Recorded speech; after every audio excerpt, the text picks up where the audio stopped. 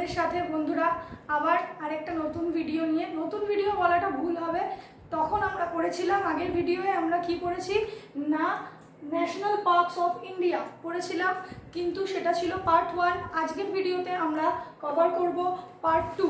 Part 2 cover করব মানে part 1-এ আমরা যে যে রাজ্যগুলো বা ইউনিয়ন টেরিটরিগুলো পড়েছিলাম যে ন্যাশনাল পার্ক কোথায়, কোন ন্যাশনাল পার্ক রয়েছে, আজকের ভিডিওয়ে আমরা বাকি ন্যাশনাল পার্কগুলো কভার করব। চলে আসি দেরি না করে। তো দেখো, national park of India part 2 আমরা পড়েছিলাম আগের ভিডিওয়ে যে 28টা স্টেট আর 8টা ইউনিয়ন টেরিটরি রয়েছে আমাদের ইন্ডিয়ান কন্টিনেন্টে। এবার এই 28টা স্টেটের মধ্যে আর 8টা ইউনিয়ন টেরিটরির মধ্যে টোটাল 36টা জায়গা, এই 36টা জায়গার মধ্যে 19টা জায়গা আমরা অলরেডি কভার করে ফেলেছিলাম, মানে পড়ে ফেলেছি। এখন পড়ব বাকি জায়গাগুলো। তো চলো দেখা যাক। আর ন্যাশনাল পার্ক কাকে বলে বা ন্যাশনাল পার্ক কি, এবং সেখানে বন্যপ্রাণীদের সংরক্ষণ করা হয় এবং কোনগুলো ইউনেস্কো ওয়ার্ল্ড হেরিটেজ সাইট, আশা করি তোমাদের মনে আছে। তো চলো শুরু করি। দেখো, মহারাষ্ট্র প্রথমেই শুরু করব আমাদের মহারাষ্ট্র দিয়ে। মহারাষ্ট্র বলতেই আমাদের মনে আসে, প্রথম দিন তোমাদের পড়িয়েছিলাম ছত্রপতি শিবাজী মহারাজের কথা। তো মহারাষ্ট্র বলতে আমরা সেই জায়গাকে বুঝি। আর কি বুঝি না, মহারাষ্ট্র হচ্ছে মুম্বাই, যেখানে আমরা আমাদের ফিল্ম সিটি দেখতে পাই। তো দেখো, মুম্বাইতে বা মুম্বাই বলবো না, মহারাষ্ট্রে আমরা কি দেখতে পাবো, মহারাষ্ট্রে দেখতে পাবো চান্দোলি ন্যাশনাল পার্ক। প্রথমেই দেখবো হচ্ছে মহারাষ্ট্রে চান্দোলি ন্যাশনাল পার্ক। তারপর কি দেখবো, তারপর দেখবো নাভেগাঁও ন্যাশনাল পার্ক, আর Gugamal National Park, Sanjay National Park বা সঞ্জয় গান্ধী ন্যাশনাল পার্ক। আর কি দেখবো, আর দেখবো তাদোপা ন্যাশনাল পার্ক। ঠিক আছে, দেখো মহারাষ্ট্রের ন্যাশনাল পার্কগুলো খুব একটা নাম সচরাচর আমরা শুনে থাকবো না, তার মধ্যেও আমরা বলবো যে যেটা সব থেকে বেশি ইম্পর্টেন্ট হচ্ছে সঞ্জয় গান্ধী ন্যাশনাল পার্ক। ঠিক আছে, কর্ণাটকে চলে আসবো। কর্ণাটকে আমরা দেখতে পাবো অনেকগুলো ন্যাশনাল পার্ক রয়েছে, তার মধ্যে প্রথমেই পড়বো হচ্ছে আনসি ন্যাশনাল পার্ক আর বামারঘাট ন্যাশনাল পার্ক। আচ্ছা, তারপর কি নাগারহোল ন্যাশনাল পার্ক।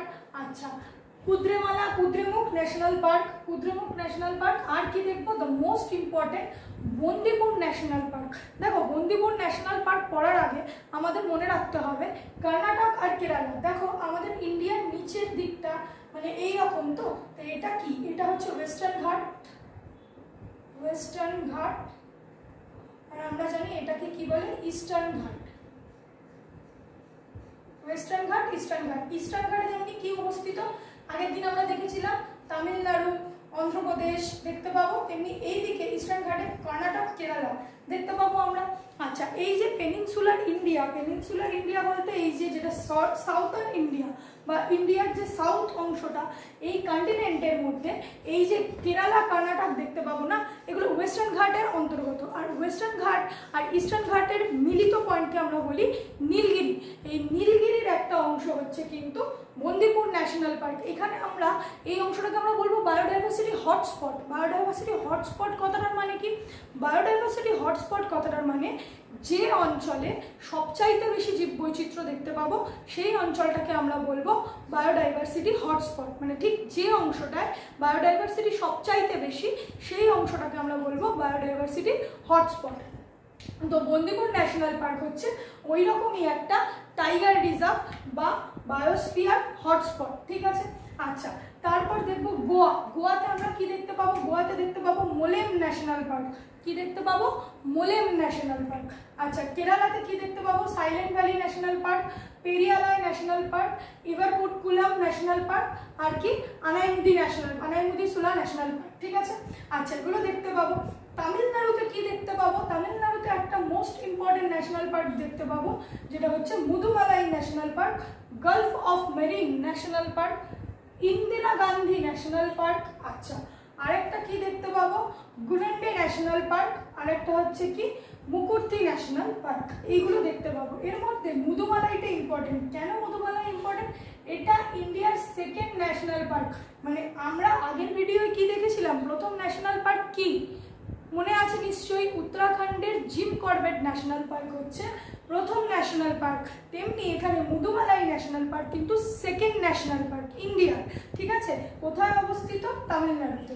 আচ্ছা, অন্ধ্রপ্রদেশে দেখতে পাবো আরেকটা ইম্পর্টেন্ট ন্যাশনাল পার্ক, কি নাম?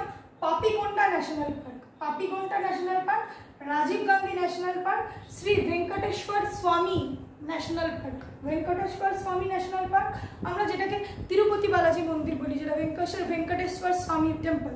ঠিক আছে, ওখানে অবস্থিত, তাই এটার নাম শ্রী ভেঙ্কটেশ্বর ন্যাশনাল পার্ক। তেলেঙ্গানাতে দেখতে পাবো মারি হরি ন্যাশনাল পার্ক। আর কি দেখতে পাবো? এই ন্যাশনাল পার্কগুলো Brahmananda Reddy National Park, Kashi Brahmananda Reddy National Park. আর কি দেখতে পাবো? আরেকটা দেখতে পাবো Mrugavani National Park. Mrugavani national পার্কে কিন্তু কুকু বার্ড, খুব কুকু বার্ড ফেমাস। ঠিক আছে, কুকু বার্ডের জন্য, এটা মনে রেখো।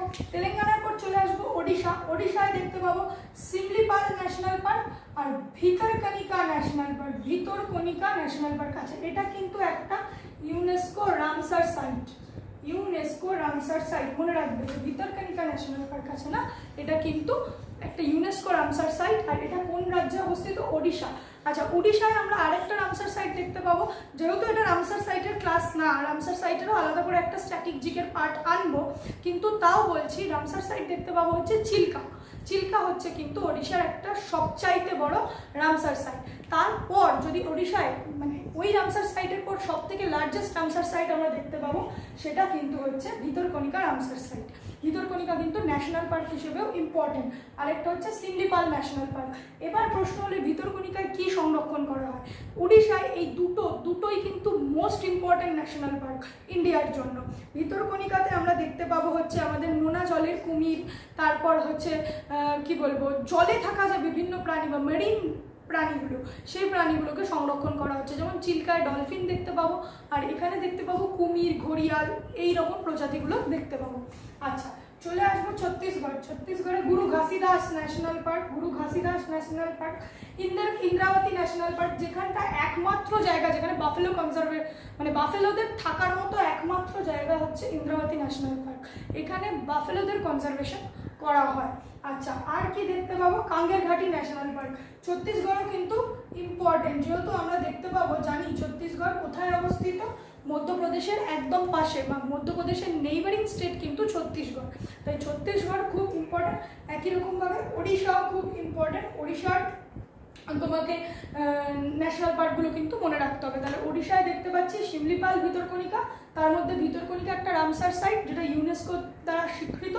আচ্ছা, ছত্তিশগড়ে দেখতে পাচ্ছি গুরু Ghasidas national park, Indravati national park যেখানে বাফেলো সংরক্ষণ করা বা বাফেলোর একমাত্র ঘর বলতে পারি, আর কাঙ্গেরঘাটি ন্যাশনাল পার্ক। ঠিক আছে, তো এইগুলো কিন্তু ইম্পর্টেন্ট। এবার যদি চলে আসি ওয়েস্ট বেঙ্গলটায়, পরে আসছি, ওয়েস্ট বেঙ্গলটা বলার আগে চলে আসবো আন্দামান নিকোবর। আন্দামান নিকোবরে দেখো এখানে আমি 9 লিখেছি কেন তোমাকে মনে রাখতে হবে।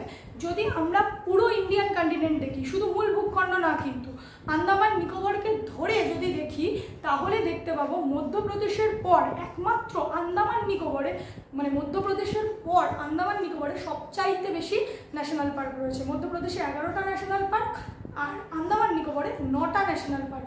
তো 9টা ন্যাশনাল পার্ক কি কি, চলো দেখা যাক। আন্দামান নিকোবরের 9টা ন্যাশনাল পার্কের মধ্যে Campbell Bay National Park, Middle Button Island National Park, Mount Harriet National Park, Mahatma Gandhi Marine National Park, আচ্ছা গালাথিয়া ন্যাশনাল পার্ক, তারপর হচ্ছে রানী ঝাঁসি Saddle Peak National Park, Rani ঝাঁসি National Park, South Button National Park, North Button National Park. তাহলে কি কি দেখতে পেলাম আন্দামান নিকোবর দ্বীপপুঞ্জে? ক্যাম্পবেল বে ন্যাশনাল পার্ক, আচ্ছা Middle Button Island National Park, Mahatma Gandhi Marine National Park, আর কি Galathea National Park, Mount Harriet National Park, North Button Island National Park, আর কি রানী ঝাঁসি National Park, Saddle Peak National Park, South Button National Park. আচ্ছা, প্রথম দিন মানে আগের ভিডিওয়ে যখন ন্যাশনাল পার্ক নিয়ে বলছিলাম, তখন বলেছিলাম কি যে ভারতের সবথেকে বড় national park Hemis national park, যেটা কোথায় অবস্থিত? লাদাখে।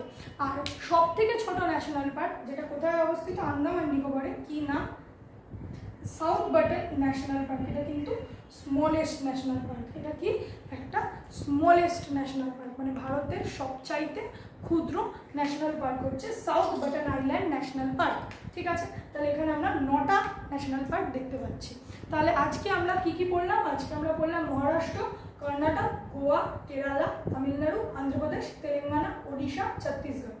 ঠিক আছে, তার মধ্যে আমরা বেশি ভালো করে কী কী পড়বো, যেগুলো স্টার মার্ক দেওয়া সেইগুলো কিন্তু আমরা বেশি ভালো করে সেই মানে আর কি ন্যাশনাল পার্কগুলো খুব বেশি ইম্পর্টেন্ট, বা সেগুলো থেকে আমাদের কম্পিটিটিভ এক্সামে এসএসসি বলো, পিএসসি বলো, ডাব্লিউবিপি বলো, তারপর ওয়েস্ট বেঙ্গল বিভিন্ন সাবঅর্ডিনেট সার্ভিস বলো, বা আমাদের মিসলেনিয়াস পরীক্ষা বলো, সব কিছুতেই কিন্তু ইম্পর্টেন্ট। আচ্ছা, এখানে তোমাদের সাথে একটা গুরুত্বপূর্ণ আলোচনা করি, যেটা হচ্ছে আমরা জানি সেপ্টেম্বর মাসে আমাদের ক্লার্কশিপ আর মিসলেনিয়াস রয়েছে। অনেক বন্ধুরা রয়েছে যারা মিসলেনিয়াস এবং ক্লার্কশিপের ফর্ম তুলেছো। আশা করি তোমরা তোমাদের প্রিপারেশন ঠিকমতো করছো। এই যে ভিডিওগুলো পাচ্ছ, আশা করি তোমাদের ক্লার্কশিপ প্রিপারেশানে এবং মিসলেনিয়াস প্রিপারেশনের জন্য খুব কাজে লাগবে। যদি তোমাদের কারোর মনে হয় যে মিসলেনিয়াসে কী কী পোস্ট রয়েছে এবং মিসলেনিয়াস পোস্টগুলো সম্পর্কে তোমরা জানতে চাও, বা সেই দপ্তরগুলো কী কী পশ্চিমবঙ্গের, তাহলে অবশ্যই কমেন্টে জানিও, নিশ্চয়ই তার উপর একটা ভিডিও বানিয়ে দেওয়া হবে তোমাদের। তো দেখো এখানে ওড়িশা খুব ইম্পর্টেন্ট, ওড়িশায় আমরা দেখবো সিমলিপাল ভিতরকণিকা। আচ্ছা, ছত্তিশগড় খুব ইম্পর্টেন্ট, গুরু ঘাসিদাস, ইন্দ্রাবতী, কাঙ্গের ঘাটি ন্যাশনাল পার্ক। আচ্ছা, এখানে অন্ধ্রপ্রদেশে পাপিকোন্ডাটা খুব ইম্পর্টেন্ট।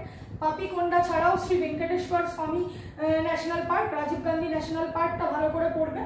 আর এদিকে তেলেঙ্গানাতে কিন্তু ইম্পর্টেন্ট হচ্ছে মৃগবনী ন্যাশনাল পার্ক। মৃগবনী ন্যাশনাল পার্ক যেখানে কুকু বার্ডের জন্য ইম্পর্টেন্ট, কুকু বার্ড সংরক্ষণ করা হয়। তামিলনাড়ুতে মুদুমালাই সবচাইতে ইম্পর্টেন্ট ন্যাশনাল পার্ক, যেহেতু এটা ইন্ডিয়ার সেকেন্ড ন্যাশনাল পার্ক। আচ্ছা, এছাড়াও গালফ অফ মারি, ইন্দিরা গান্ধী ন্যাশনাল পার্ক। ঠিক আছে, এগুলোও ইম্পর্টেন্ট ছোটোখাটো। আচ্ছা, কেরালাতে সাইলেন্ট ভ্যালি ন্যাশনাল পার্কটা খুব ইম্পর্টেন্ট। আচ্ছা, পেরিয়ালাই ন্যাশনাল পার্ক খুব ইম্পর্টেন্ট। গোয়াতে একটাই ন্যাশনাল পার্ক, মনে রাখো সোজা, মোলেম ন্যাশনাল পার্ক। আচ্ছা, তারপর কর্ণাটকের সবচাইতে ইম্পর্টেন্ট ন্যাশনাল পার্ক হচ্ছে বন্দিপুর ন্যাশনাল পার্ক। এছাড়াও কুদ্রেমুখটাও ইম্পর্টেন্ট, কুদ্রেমুখ ন্যাশনাল পার্কটাও খেয়াল রেখো। তারপর চলে আসবে মহারাষ্ট্রের মধ্যে সঞ্জয় গান্ধী ন্যাশনাল পার্কটাই কিন্তু ইম্পর্টেন্ট। ঠিক আছে, আগের ভিডিওয় তোমরা যে ন্যাশনাল পার্কগুলো দেখেছো সেই ভিডিওর প্রত্যেকটা ন্যাশনাল পার্ক কিন্তু ইম্পর্টেন্ট। এইবার চলে আসবো আমাদের রাজ্য ওয়েস্ট বেঙ্গলে। ওয়েস্ট বেঙ্গলে কী কী ন্যাশনাল পার্ক দেখা যায় এবং ওয়েস্ট বেঙ্গল সম্পর্কে একটু ডিটেলসে দেখবো আমরা। কেন ডিটেলসে দেখব, অন্য স্টেটগুলো সম্পর্কে কেন দেখলাম না? কারণ সেন্ট্রাল গভর্নমেন্টের পরীক্ষার জন্য যতটা ইম্পর্টেন্ট আমরা দেখলাম, আমাদের ওয়েস্ট বেঙ্গল থেকেও দেখব, কিন্তু আমাদের ওয়েস্ট বেঙ্গল সিভিল সার্ভিস মানে WBCS বা ওয়েস্ট বেঙ্গলের যে কম্পিটিটিভ এক্সামগুলো রয়েছে, হ্যাঁ, সেই এক্সামগুলোর জন্য কিন্তু আমাদের ওয়েস্ট বেঙ্গলটাকে স্পেসিফাই করে বা ওয়েস্ট বেঙ্গল জিওগ্রাফি আলাদা করে কিন্তু পড়তে হবে। তাই ওয়েস্ট বেঙ্গল জিওগ্রাফিও আমরা আলাদা করে পড়বো। তার সাথে সাথে ওই জন্য ওয়েস্ট বেঙ্গলের স্ট্যাটিক জিকে পার্টটা একটু বেশি দেখতে গিয়ে দেখবো। তো চলো, ওয়েস্ট বেঙ্গলে কটা ন্যাশনাল পার্ক আছে? 6টা ন্যাশনাল পার্ক আছে ওয়েস্ট বেঙ্গলে। তার মধ্যে আমরা কি দেখতে পাবো? Buxa Tiger Reserve, Gorumara, Jaldapara, Neora Valley. কি দেখতে পাবো? বক্সা, গরুমারা, জলদাপাড়া, নেওড়া ভ্যালি 4টে। আরেকটা হচ্ছে 5 নম্বর সিঙ্গালীলা ন্যাশনাল পার্ক। আর 5 নম্বর last but not the list Sundarban National Park. ঠিক আছে, আচ্ছা, এখানে সুন্দরবন তো মোস্ট ইম্পর্টেন্ট, পড়তেই হবে, শুধুমাত্র not only for West Bengal, পুরো হোল ইন্ডিয়ার জন্য সুন্দরবন ইম্পর্টেন্ট। কেন? কারণ সুন্দরবন 1984 সালে ইউনেস্কো ওয়ার্ল্ড হেরিটেজ সাইটের তকমা পেয়েছে এবং 2019 সাল থেকে এটি একটি রামসার সাইট। ঠিক আছে, কেন সুন্দরবন এতটা ইম্পর্টেন্ট? কারণ সুন্দরবনে আমরা দেখতে পাবো ম্যানগ্রোভ অরণ্য বা বাদাবন, ম্যানগ্রোভ অরণ্য বা বাদাবন আমরা দেখতে পাবো সুন্দরবনে। ঠিক আছে, সুন্দরবনে ম্যানগ্রোভ বা বাদাবন কি? সুন্দরবনে আমরা যে উদ্ভিদগুলো দেখতে পাই সেগুলো প্রত্যেকটাই হ্যালোফাইট উদ্ভিদ। হ্যালোফাইট উদ্ভিদ মানে লবণাম্ব উদ্ভিদ। লবণাম্ব উদ্ভিদ মানে যারা লবণাক্ত মাটিতে জন্মায়। এবার সুন্দরবনের মাটিতে লবণের পরিমাণ এত বেশি হয় যে সুন্দরবনের গাছের মানে সুন্দরী গাছ, সুন্দরী গড়ান, গেওয়া, কেওড়া, হোগলা, গোলপাতা, এই টাইপের যে গাছগুলো হয় সেই গাছগুলোর মধ্যে বিভিন্ন ধরনের অ্যাডাপ্টেশন বা অভিযোজন দেখতে পাওয়া যায়। তার মধ্যে একটা হচ্ছে শ্বাসমূল আর একটা ঠেসমূল। শ্বাসমূলগুলো কীরকম হয়? শ্বাসমূলগুলো মাটিটা যেহেতু কর্দমাক্ত তাই এখানে না এরকম উঠে আসে মূলগুলো, আর মূলগুলোর মাথায় এক ধরনের শ্বাসরঞ্জক থাকে যেগুলোকে আমরা কি বলবো? যেগুলোকে আমরা বলবো নিউম্যাটোফোর। নিউ মেট্রোফোর আমরা বলবো, ঠিক আছে। তো এই জন্য এই ম্যানগ্রোভ অরণ্য কিন্তু ওয়েস্ট বেঙ্গলে কোথাও, ওয়েস্ট বেঙ্গল কেন ইন্ডিয়ার কোথাও দেখতে পাওয়া যায় না, অনলি সুন্দরবন। তাই সুন্দরবন একটা খুব ইম্পর্টেন্ট জায়গা। সুন্দরবনে কী কী প্রাণী আমরা দেখতে পাবো?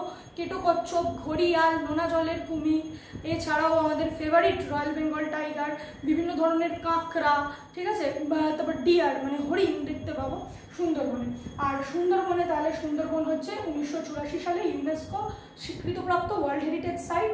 এছাড়াও 2019 সালে রামসার সাইটের তকমাপ্রাপ্ত সুন্দরবন কিন্তু ওয়েস্ট বেঙ্গল তথা ভারতবর্ষের সবচাইতে গুরুত্বপূর্ণ ন্যাশনাল পার্ক। আচ্ছা, তারপর চলে আসি এই যে বাকি ন্যাশনাল পার্কগুলো আমরা দেখছি, বক্সা, গরুমারা, জলদাপাড়া, নেওড়া ভ্যালি, সিঙ্গালিলা, এর মধ্যে সবকটাই কিন্তু আমাদের নর্থ বেঙ্গল। নর্থ বেঙ্গল বলতে আমাদের পশ্চিমবঙ্গের জিওগ্রাফি যখন আমরা পড়বো তখন দেখতে পাবো গঙ্গা নদী আমাদের পশ্চিমবঙ্গকে দুটো ভাগে ভাগ করেছে।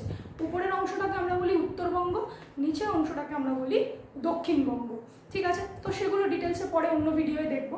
তো উত্তরবঙ্গে একটা জায়গা আছে, জায়গাটার নাম কি? ডুয়ার্স। জায়গাটার নাম ডুয়ার্স। এই ডুয়ার্স কি বা ডুয়ার্স কোথা থেকে কিভাবে সৃষ্টি, সেটার খানিকটা আজকে আমরা আমাদের এই ভিডিওতে পড়বো। তাহলে কেন পড়বো? যাতে ন্যাশনাল পার্কগুলো সম্পর্কে বুঝতে সুবিধা হয়। এবার নর্থ বেঙ্গলের মধ্যে এই যে নেওড়া ভ্যালি ন্যাশনাল পার্ক আর যেটা হচ্ছে সিঙ্গালিলা ন্যাশনাল পার্ক, এই দুটো ন্যাশনাল পার্ক কিন্তু উঁচুতে, একটু উঁচুতে, নিউ জলপাইগুড়ি থেকে খানিকটা গিয়ে প্রায় না হলেও 2-2.5 ঘন্টার পথ, মানে প্রায় 100 কিলোমিটার রাস্তা উপরে আমাদের নেওড়া ভ্যালি আর সিঙ্গালিলা ন্যাশনাল পার্ক অবস্থিত, ঠিক আছে। আর গরুমারা, বক্সা আর জলদাপাড়া এই তিনটে কিন্তু আমাদের ডুয়ার্স অঞ্চলে অবস্থিত। এবার ডুয়ার্স অঞ্চলটা কি? চলে আসো বোর্ডে। দেখো, আমরা আমাদের ওয়েস্ট বেঙ্গলের একটা গুরুত্বপূর্ণ নদী হিসেবে কাকে চিনি? তিস্তা। কাকে চিনি? তিস্তা। আচ্ছা, তিস্তা নদীর এই ধারে শিলিগুড়ি শহর অবস্থিত। শিলিগুড়ি শহর। এবার এই শিলিগুড়ি থেকে আমরা এইটুকু অংশ, যদি ভারতের ম্যাপ থাকতো, ম্যাপ দেখে পড়তে, তাহলে আরও বুঝতে সুবিধা হতো। এখানে আমি একটু ছোট করে বোঝাচ্ছি, যদি অসুবিধা হয় যখন ভারতের ভূগোল, পশ্চিমবঙ্গের ভূগোলটা পড়াবো, পশ্চিমবঙ্গের ম্যাপ এঁকে, তখন আবারও ভালো করে ডুয়ার্সের অবস্থানটা বুঝিয়ে দেবো। তো দেখো, এইটা হচ্ছে, যদি পশ্চিমবঙ্গের মাথাটা দেখি, তাহলে এই অংশটুকু হচ্ছে পশ্চিমবঙ্গ, এই অংশটুকু, এই দিকটা হচ্ছে পশ্চিমবঙ্গ, এই দিকটা হচ্ছে আসাম। ডুয়ার্স কিন্তু শুধু আমাদের ওয়েস্ট বেঙ্গলের একা নেই, ডুয়ার্স কিন্তু আসামেও রয়েছে। ডুয়ার্সকে আমরা দুটো ভাগে ভাগ করতে পারি, একটা ওয়েস্ট ডুয়ার্স, একটা ইস্ট ডুয়ার্স। ইস্ট ডুয়ার্স মানে পূর্ব ডুয়ার্স আসামে অবস্থিত, আর পশ্চিম ডুয়ার্স আমাদের ওয়েস্ট বেঙ্গলে অবস্থিত। দেখো, এই হচ্ছে শিলিগুড়ি আর এই হচ্ছে ধানসিঁড়ি নদী। এই হচ্ছে ধানসিঁড়ি নদী। ধানসিঁড়ি নদী কোথায় অবস্থিত? ধানসিঁড়ি নদী আসামে অবস্থিত। আসামে, এই যে আসাম, ঠিক আছে, আসাম। এই আসামে এই ধানসিঁড়ি নদী আর এই যে শিলিগুড়ি তিস্তা নদী, এই যে চওড়া অংশটা দেখছো, এই অংশটাকে আমরা বলবো ডুয়ার্স অঞ্চল। এর মাঝখান থেকে সংকোশ নদী বয়ে গেছে। এই যে সংকোশ নদী কি করেছে?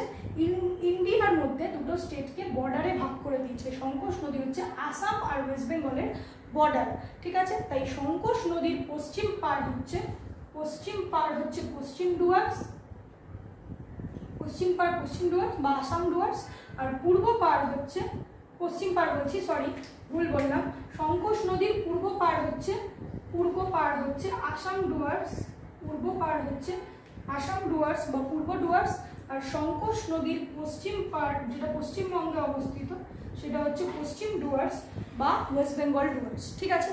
তো আসাম ডুয়ার্স নিয়ে আমরা পড়বো না, আমরা পড়বো ওয়েস্ট বেঙ্গল ডুয়ার্স নিয়ে। ওয়েস্ট বেঙ্গল ডুয়ার্সে আমরা তিনটে জায়গা বা তিনটে ন্যাশনাল পার্ক দেখতে পাবো, বক্সা, গরুমারা, জলদাপাড়া। এবার এই বক্সা, গরুমারা আর জলদাপাড়া তিনটের অবস্থান কোথায়? এই ধরো গরুমারা, এই হলো জলদাপাড়া, এই হলো বক্সা টাইগার রিজার্ভ। তিনটে টাইগার রিজার্ভ আমরা দেখেছি।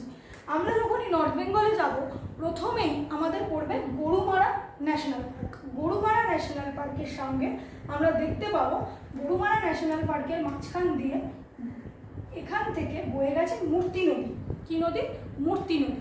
মূর্তি নদী ন্যাশনাল পার্কটাকে দুটো ভাগে ভাগ করেছে। একটা হচ্ছে বেশিরভাগ অংশটা যে ন্যাশনাল পার্ক সেটা গরুমারা ন্যাশনাল পার্ক, আর কিছুটা অংশ বা মূর্তি নদীর আরেক পাড়ের জঙ্গল চাপড়ামারি ন্যাশনাল পার্ক নামে পরিচিত।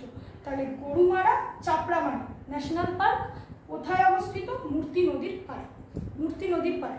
প্রবেশদ্বার যদি বলে এখানে ঢুকতে গেলে প্রথমে কোথা দিয়ে যেতে হবে, তাহলে আমাদের অ্যান্সার হবে লাটাগুড়ি। লাটাগুড়ি হলো গরুমারা ন্যাশনাল পার্কের প্রবেশদ্বার।